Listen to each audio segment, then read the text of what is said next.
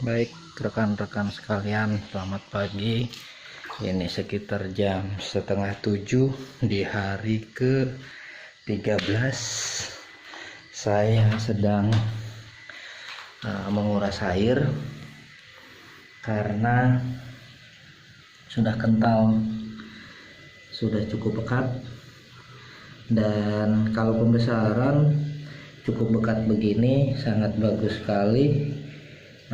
Karena sudah tumbuh fitoplankton, gangga, dan tumbuhan air yang lain.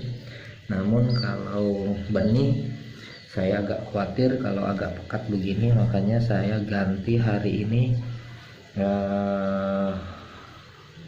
buang air 50% untuk menghilangkan kekeruhan ini tujuannya, dan mengembalikan kecerahan air matang atau air hijaunya, yang saya biasanya menyebutnya matang kalau seperti ini.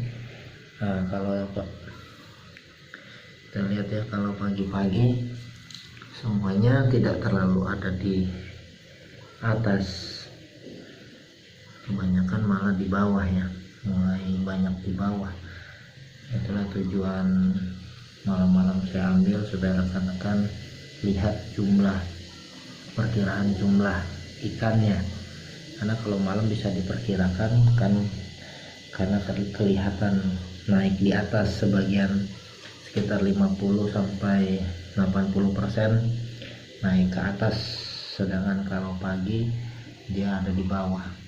Nah, saya sudah keluarkan di luar, di sana di luar, nanti akan saya coba perlihatkan. Nah, ini sambil menunggu sedikit dikuras. Ini posisi sudah sekitar 20%, hampir 30%-an dari jumlah total air di dalam kolam. Saya gunakan ini untuk mensirkulasinya ya. Ini belum hidup karena memang belum saya nyalakan. Saya tunggu airnya turun dulu sekitaran 40%-an, baru biasanya saya hidupkan. Pertama, untuk menghabiskan air yang agak keruh ini, bukan keruh ya, maksudnya yang agak pekat ini. Pekat dalam artian bukan lendir ya, tapi warnanya sudah sangat pekat. Nah, itu kalau pembesaran nih sangat bagus sekali air ini ya. Bahkan nih air ini bisa untuk penyuntikan dan segala macam sudah jadi nih. Disuntik aja 10%, sisanya ditambahkan 90%-nya udah cukup ini kalau air seperti ini. Tapi kalau bibit, saya agak khawatir, takutnya tumbuhan di bawah airnya itu lebih menang kondisinya itu, karena kondisi mereka masih kecil sehingga takut berebut oksigen. Nah, di samping menghilangkan kekeruhan itu, tujuan utamanya menghilangkan dulu pada saat menurunkan, kemudian saya hidupkan air, tujuannya untuk memberikan oksigen terlarut di dalam air, penambahan oksigen terlarut. Bentar saya hidupkan airnya. Ya, itu sudah saya hidupkan ya. Kenapa saya membuat air seperti ini? Ini seperti air mancur, karena saya tidak ingin airnya berputar di kolam. Kalau saya langsungkan selangnya, mati, tunggu sebentar ya, maaf tadi putus. Saya akan memberikan ininya. Nah, seperti ini filosofinya, air seperti air mancur terus jatuh ke saya berikan itu bata, dan saya tutup dengan terpal agar batanya tidak langsung terkikis sehingga dia mengenai terpal. Sehingga juga tidak langsung, kalau saya taruh selang, otomatis selang itu akan menyembur langsung ke bawah air, ke dasar air, kemudian dia akan bikin perputaran air ya, yang cukup deras. Nah, kalau seperti ini memang dia akan bikin juga riak-riak di sananya, namun dia riaknya tidak sampai besar dan tidak sampai menimbulkan perputaran air yang perputaran dan menghasilkan arus air yang cukup deras. Jadi dia akan berputar juga, maksudnya akan memberikan efek dorongan, tapi tidak sederas kalau langsung kita taruh airnya langsung dikucurkan tanpa dibuat seperti air mancur ini. Karena biasanya kalau misalkan langsung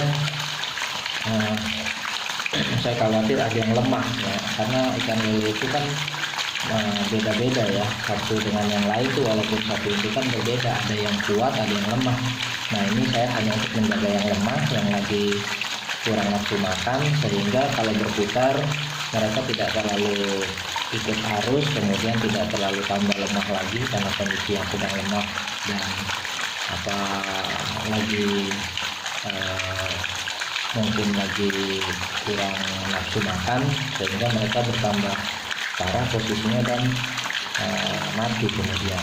Kalau seperti ini insya Allah yang lemah masih tertolong sampai kondisinya nafsu makan kembali. Karena kalau dilihat yang lain itu gemuk-gemuk, karena kebetulan cacing putranya ini saya taruh 1 galon kemarin atau kemarin lusa, mungkin kemarin lusa sekitar jam 3-an ya, kalau nggak salah hari ke-11 itu ya, hari ke-11. Sedangkan ini kan sudah hari ke-13, berarti sudah 2 hari masuk di kolam. Nah, seperti itulah ini untuk menambahkan oksigen terlarut. Nah, di luar saya masih buang airnya untuk menghilangkan kekeruhan. Jadi ada 2 tujuan. Yang membuang pertama untuk menghilangkan kepekatan air matangnya, kemudian untuk menambahkan oksigen terlarut di dalam airnya,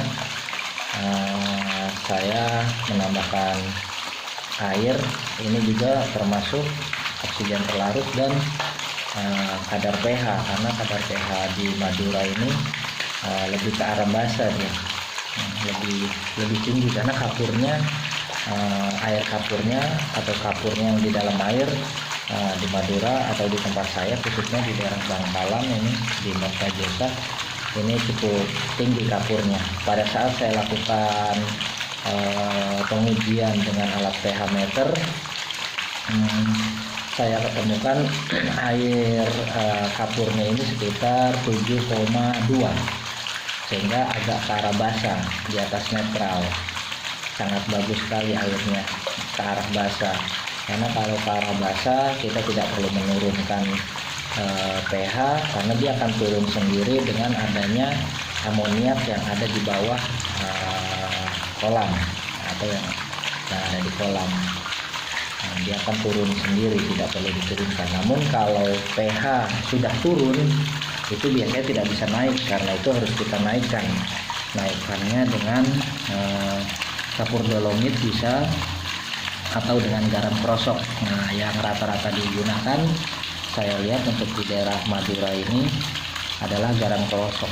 Oh sama ya, di daerah Bogor, Jakarta, Depok, Tangerang, Bekasi, Jawa Barat itu sebagian besar memang, termasuk Jawa Tengah, semua hampir keseluruhan sekitar 80-90% itu menggunakan garam krosok karena mudah didapat. Sisanya menggunakan kapur dolomit dan juga ada juga ditambah dengan garam krosok. Nah, mungkin itu rekan-rekan untuk sharing hari ini. Insya Allah nanti sore saya akan melakukan pemijahan dengan teknik mengecek kematangan telur dan mengecek kematangan sperma jantan. Itu nanti akan saya, insya Allah akan saya coba sharing dan saya upload. Mungkin itu untuk hari ini rekan-rekan, kita cukupkan dulu. Terima kasih. Oh iya, sekedar informasi satu lagi untuk melengkapi, saya pembuangan airnya lakukan seperti ini, dimiringkan sehingga air tidak terlalu deras dan tidak mengakibatkan ikan bibit tersedot arus sehingga nempel di pipa dan membuat mereka lemas. Sehingga saya menggunakan cara seperti ini untuk melakukan pengurasan pembuangan air. Untuk itu rekan-rekan untuk melengkapi ya. Nah ini tadi jendela yang di dalam kan nyatu ya, bukan tidak menyatu karena saya bikinnya seperti ini. Ini dua pembuangan di dalam, kiri kanan. Nah itu juga ada pembuangan karena ada 4 kolam ya. Ini pembuangan yang kolam besarnya, kolam ikan yang sudah besar sekitar ukur 7-8 yang di dalam. Nah mungkin seperti ini sharingan hari ini dari saya. Terima kasih rekan-rekan.